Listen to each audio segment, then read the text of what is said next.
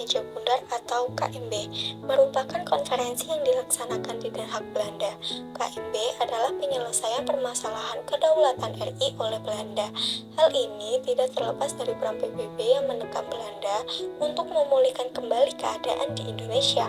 PBB memaksa Belanda untuk menyelesaikan konflik secara damai antara kedua belah pihak.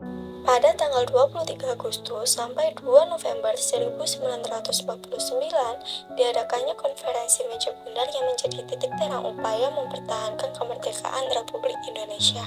KMB dihadiri oleh Republik Indonesia, Belanda, dan BFO sebagai wakil dari negara boneka yang diciptakan oleh Belanda.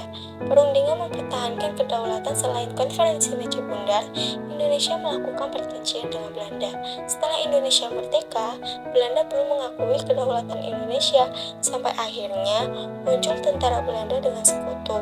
Kedatangan Belanda dengan sekutu ini membuat pertempuran di beberapa daerah dan terjadi bentrokan antara rakyat dan Belanda sehingga membuat pertempuran Ambarawa, pertempuran Surabaya, Bandung Lautan Api, dan masih banyak lagi. Pertempuran ini berdampak pada Indonesia dan Belanda sampai akhirnya mencapai kesepakatan.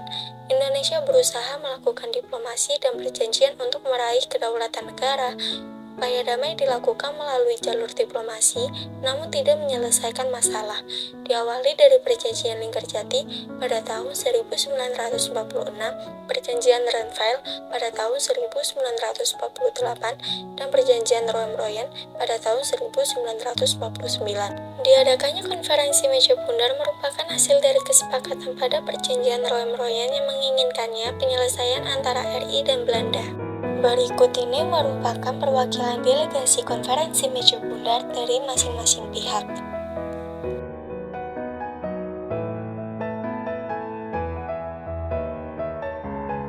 Hasil dari konferensi Meja Bundar. Yang pertama, Republik Indonesia menjadi negara Republik Indonesia Serikat yang terdiri dari negara-negara bagian. Kedua, semua hutang Hindia Belanda dibebankan kepada Republik Indonesia Serikat. Ketiga, Republik Indonesia Serikat merupakan bagian dari uni kerajaan Belanda dikepalai oleh Ratu Belanda. Keempat, status Irian Barat akan ditentukan selambat-lambatnya selama 1 tahun setelah penyerahan kedaulatan. Kelima, Tentara Nasional Indonesia berangsur-angsur bertugas menjaga seluruh wilayah Republik Indonesia Serikat. Keenam, pengakuan kedaulatan Belanda kepada Indonesia akan dilakukan selambat-lambatnya akhir tahun 1949. Dampak positif konferensi Meja Bundar bagi Indonesia. 1. Penarikan seluruh tentara Belanda dari wilayah Republik Indonesia Serikat.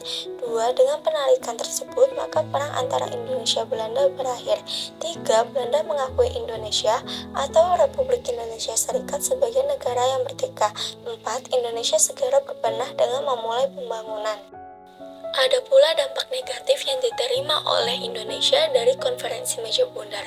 1. Hutang pemerintah Belanda dari tahun 1942 sepenuhnya ditanggung RIS. 2. Dengan dibentuknya Republik Indonesia Serikat, maka demokrasi yang dicita-citakan tidak terlaksana. 3. Penyelesaian masalah Irian Barat tertunda.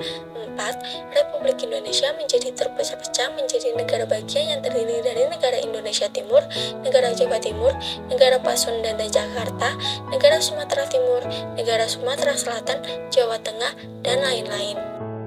Tidak hanya Indonesia yang mendapatkan kerugian dan keuntungan dari konferensi Meja Bundar, namun Belanda pun mendapatkan kerugian dan keuntungan yang setimpal. Yang pertama adalah kehilangan negara jajahan yang paling penting. Yang kedua, meninggalkan Indonesia dengan menarik kapal-kapal perang dari Indonesia. 3. Mendapat pembayaran hutang dari Indonesia. 4. Menyerahkan kapal-kapal perang kecil kepada Indonesia. 잘 지냈어요 모두 보고 싶었어 이도 어쩜 이렇게